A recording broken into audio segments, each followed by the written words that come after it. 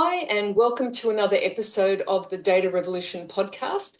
Today, my guest is Ross Dawson, whom I've known for many years, and he is a world-renowned keynote speaker, strategy advisor, and entrepreneur, and all-round smart, nice person. Welcome, Ross.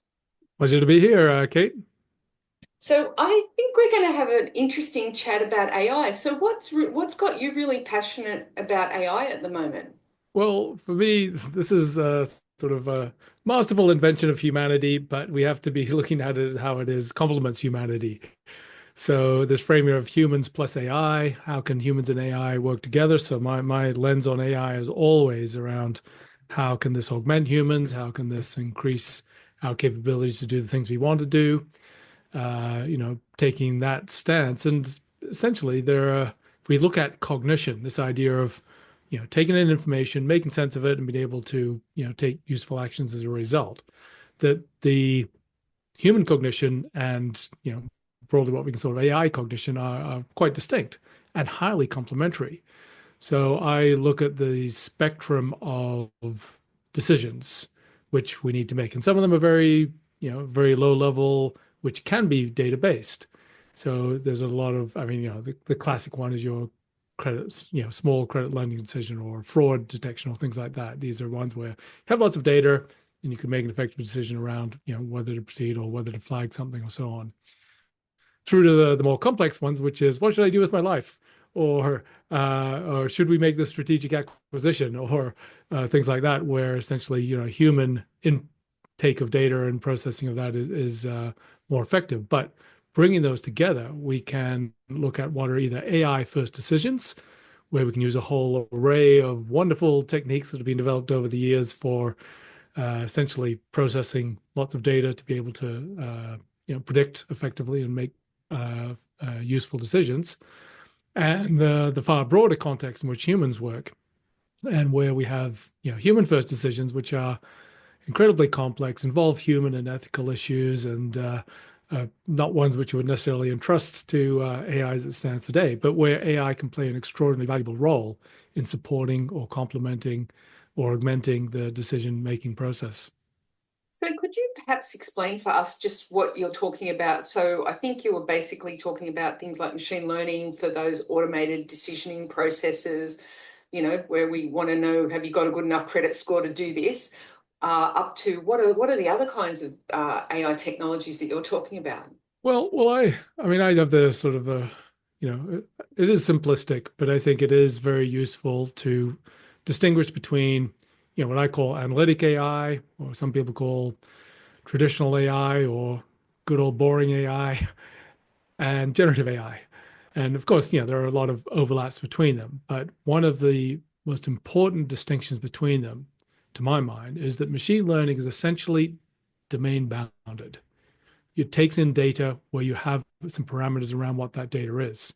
So if you have credit data, you're not going to throw in the price of fish or whatever it might be. Well, I hope not. Yeah. So, well, yes, you've got to do some data cleansing on the way to make sure you do have the appropriate set. Which in fact goes to that point. We do need data cleansing. We do need to be able to have the right data to train machine learning, which is useful. And so, but that is always domain bounded. And so if we're looking at predictions, and that's, AI has traditionally often been described as a prediction machine, and it can be very effective, but that's always within a specific domain. Whereas generative AI is unbounded. So it's trained, essentially on all scraps of content that humanity has created that they can Yeah, it can do pull surprising together. things. It can do unpredictable things. Yes, yes.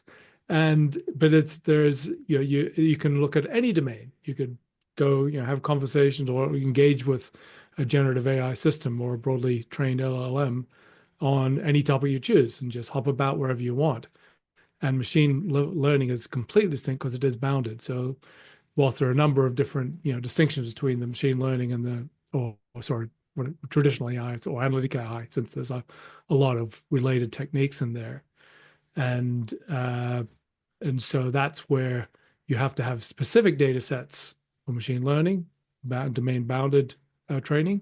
In generative AI, you have unlimited data sets, and part of the magic which happens in those is that it does pay attention to the relevant pieces so that we can we can find what is useful and pertinent to us. And how do you see RAG models, retrieval augmented generative models, playing into that? Well, essentially, those are essentially generative AI techniques because these are still content. There's say text or a whole variety of other domains, and it's simply being able to use essentially the large language model type techniques to be able to retrieve those, building some structure around them. And I think the whole rise of vector databases is absolutely critical in being able to build embedding the relationships between all of the information so you can pull this out in a meaningful way. So, essentially flat search, as it was with, the Googles and a lot of the old enterprise search, was find a text string in this bunch of data. And, whilst that some of those algorithms improved a little bit over the years, it's a completely different thing is when that data is structured in vectors where you can actually implicitly identify the relationships between the tokens or the elements within that data so that you can find what's relevant.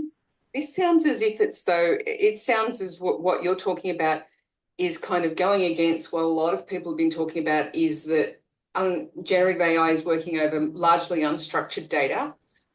You're saying we need to structure the data again to drive this. Is that what you're arguing? Yes. Well, I the love it process because, LLMs, the training of LLMs essentially does implicitly build up. It is the embeddings which is overlaid on all of the ingested data starts to provide these kinds of structures which make it more useful. And so a couple of layers above that is where you can start to build knowledge graphs and ontologies.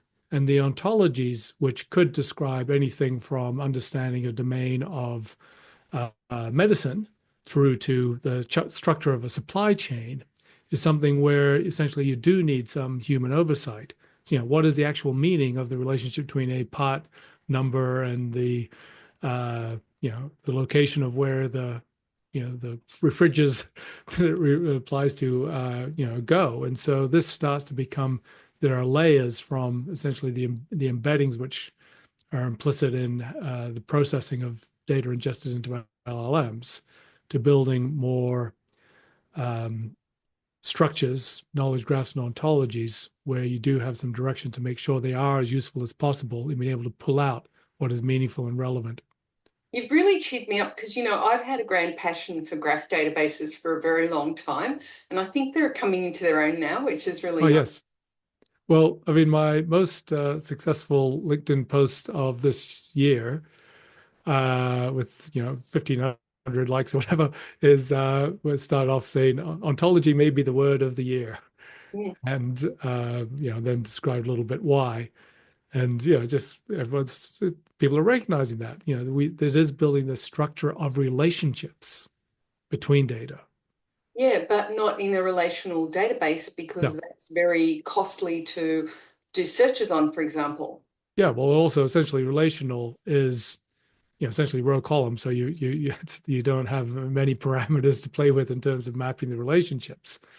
Does it, you just have a couple as opposed to, the unlimited scope of a, essentially the embeddings, which look at whereas, and then one of the points being, embeddings look at a token level in terms of what are the proximity of different tokens, and thus to be able to make the next token prediction through to the knowledge graphs ontologies, which refer to higher levels, which is not just a phoneme or something within a word, but something which is meaningful, such as a drug or a part or a which kind of sounds a lot like what people are talking about using RAG models for that higher order understanding. So that's really interesting.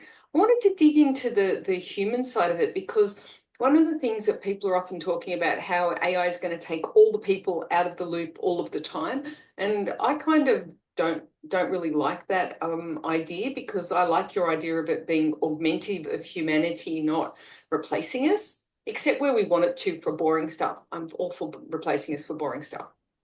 Well, I mean, I think there's two aspects to that. One is part of it is through design. if we aim to automate humans out of work, then that's more likely to happen.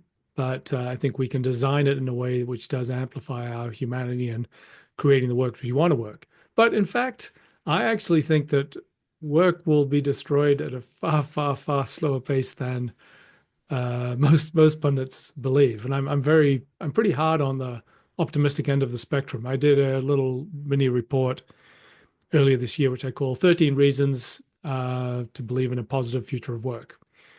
And, there's without going through them blow by blow, I think that not only do there are many jobs that are highly relevant to people, we value what humans do.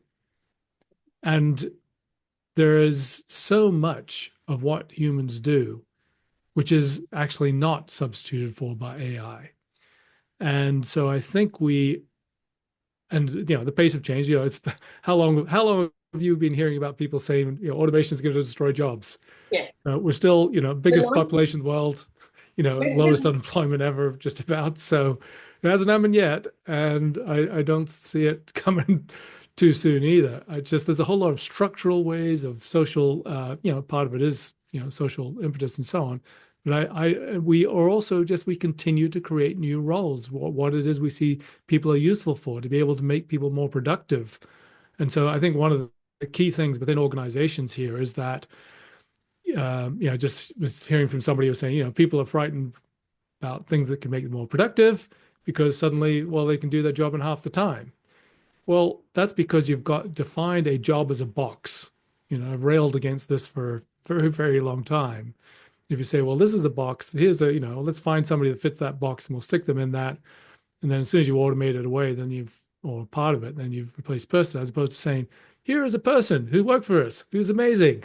And all sorts of ways that, we've discovered and we have yet to discover and they have yet to discover. And we can create an organization where we can amplify their productivity to do, unimaginably more value creating things than they ever did before. And that's such an important thing. I was at a board dinner the other night with the chair of this AICD, and she was talking about how Australia's productivity problem. We've got a genuine productivity problem in this country. And the recent Australian government report on generative AI use, like Microsoft Copilot inside government, and all of the executives said that generative AI was really powering their work. It was helping them get through stuff more efficiently. And, that's the kind of step change we need as a country, a productivity improvement across the board.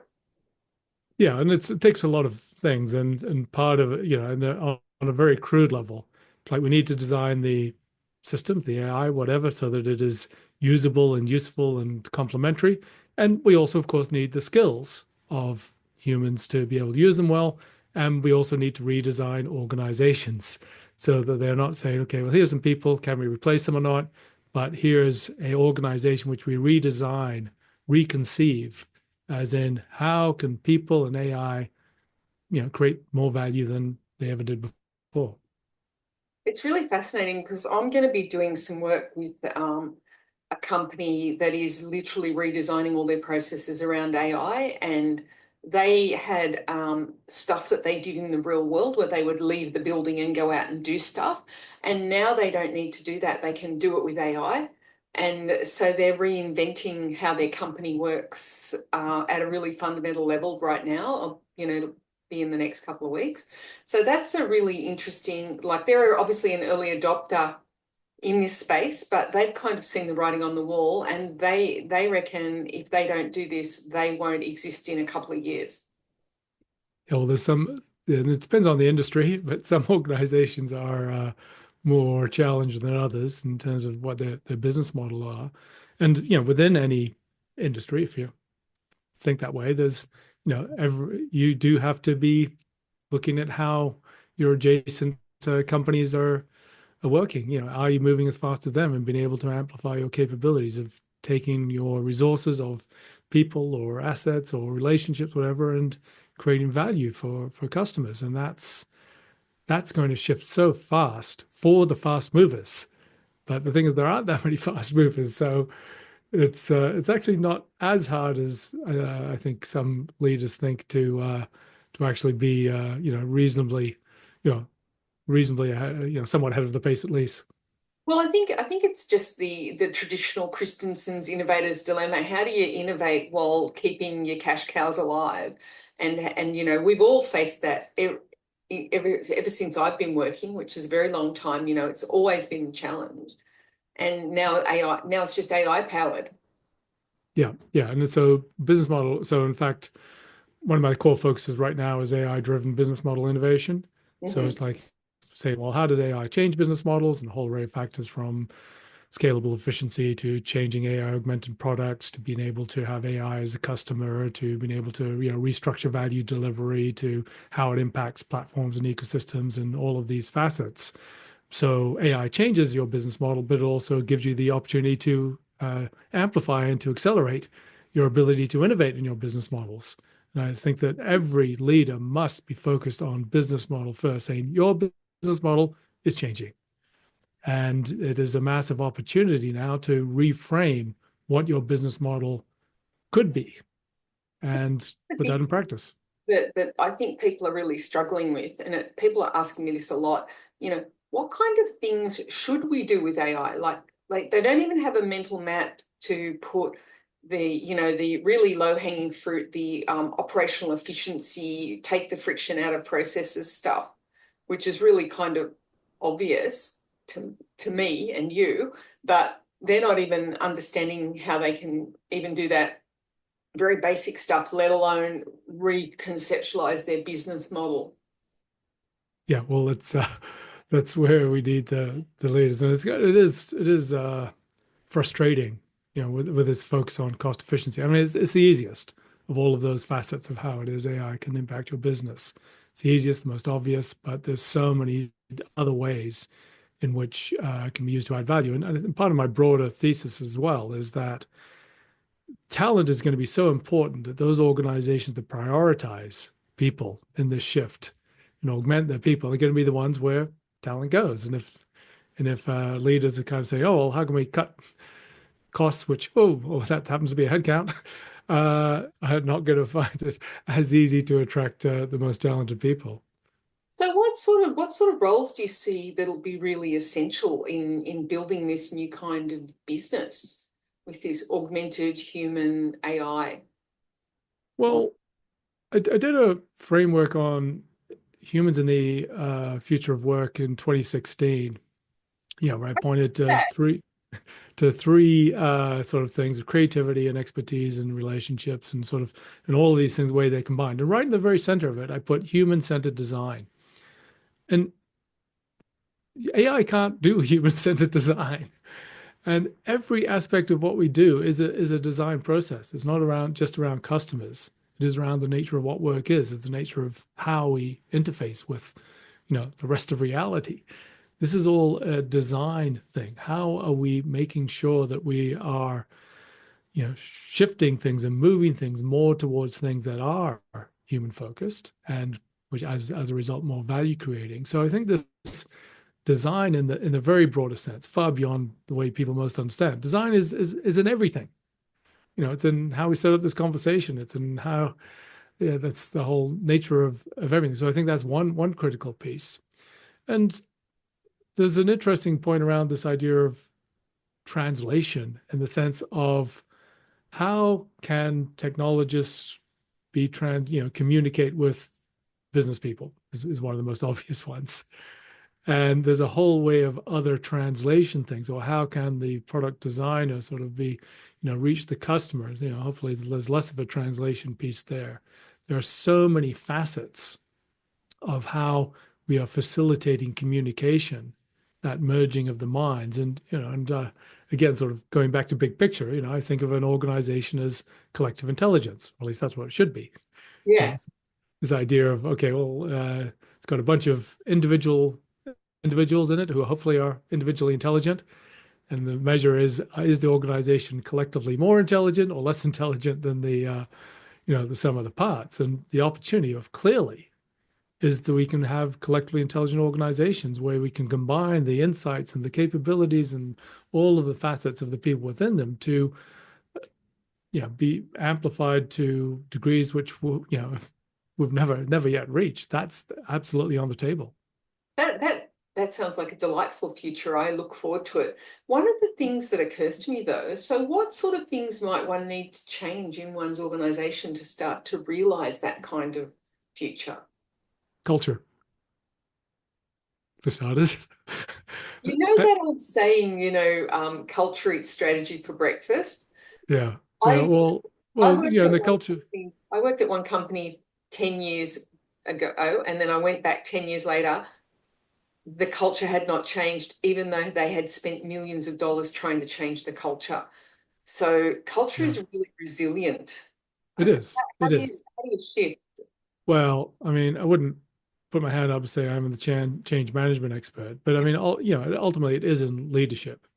Mhm. And, I think, two of the many dimensions of it. One is this of um, that we value humans first. We value people as, whether they be customers or people on the street or people working there, that there is truly human and people focus. That's just kind of a fundamental thing. And if you haven't got that, that's you're not going to do as well as the organizations that do. That's one piece. And the other is experimentation and play. As in, nobody's got this is in the box what you should need to do as an organization. Uh, you can look around, you can learn from others, but essentially the only way to do it is to be curious and to experiment and to play and to learn. So this old, but I don't think trite, things that we have to be learning organizations now more than ever. Everything is moving faster and faster, and Yeah, unless people want to millions of learn us. and Yeah. do learn and are But rewarded for learning. that means that really organizations, if they want to be that kind of organization, then they need to start to think about how they're going to create a sense of psychosocial safety Yeah, inside their organization so that it's okay to be wrong, it's okay to fail fast, it's okay to try new things. And that's a really important thing for people to understand. Like this is about innovation as a practice and AI as a tool. And if you understand that, and for that to be effective, you need to have that sense of psychosocial safety. And that's a thing that organizations are looking at now, which is really good. yeah. Well, it's certainly explicit, as in say, yes, we do need to create psychological safety in organizations. There's lots of consultants helping to do that, but it just goes back to the intent. Mm. Do we prioritize people over other things? And and again, I always believe there's not the conflict between the profit and whatever social or environmental good, whatever you're seeking. That's the path to the greatest profits. As long as you have a more than 6 month time frame, is always to prioritize people, because that's going to get you to where you are the most successful organization. Yeah, I love that. That's one of the things I've always loved about you. You always had that focus on people, and people making organizations stronger and stuff. So what would be your key takeaway for organizations? Like what do they need to start to think about doing in the short term to be able to participate in this kind of future? There's one of the it's capability development, as in every they talk about the learning organization. All right, yes, we all need to learn, but it's saying, well, what are we going to become? This whole was it the Bob Dylan quote? He was not busy being born, is busy dying. Yeah. And same thing for organizations, as in this continual reborn. And that's the way when people say, well, what's innovation? For me, it is the renewal. You must be continually renewing yourself. And so this requires this saying, what are the capabilities that matter? How can we get better at those capabilities? How do we learn as individuals? What are the processes we develop? How do we get our data infrastructure, decent? How do we get our data pipelines good? Because that's a pretty important part of it. Again, it's nice. We're talking a lot at very high levels, but you do need your data pipelines, your data infrastructure, your data architecture, is absolutely fundamental capabilities for all of this as well. And so you're saying, well, what are all these layers of capability development? Just say, okay, it's a journey. We're not going to get there tomorrow or in a year, but we can see the direction. These are all the sets of capabilities we need to develop. Let's get busy developing those capabilities. And the best way to develop those capabilities is to do stuff, experiment, and learn by doing. It's really interesting that you mentioned the data platforms and data pipelines, because, I spent the last 5 years at UNSW building a data platform that could serve up traditional business intelligence and analytics, AI and ML, low-code apps, and data integration. And, I keep people go, oh my God, you built all of that. It's amazing. Like, I haven't done that. Well, it's just start today. Like, it only happens if you start the journey. So take one step towards it. Exactly. So it's so fundamental. But now one question I did want to ask you is how do you think the different parts of the organization, like the board, the executive, and then the rest of the team, how do you see their roles in this area that's emerging? Well, that's a interesting question, and I think there's, as I do a lot of work with boards, and I guess the dynamic between the executive and the board is, well, always interesting, and one of the key points is, where does strategy reside? In terms of framing the business models of the organization, and there's different opinions and different debates around this, and obviously it needs to be co-created. And essentially, at its best, the board creates the conditions whereby the executive can do the hard work of being able to frame and to propose, the details of how it is we'll implement that, and to be able to push back and improve and refine and hopefully approve what was proposed. And so that's the board creates the frame within which the strategy innovation and business model innovation and the culture development and so on can happen. And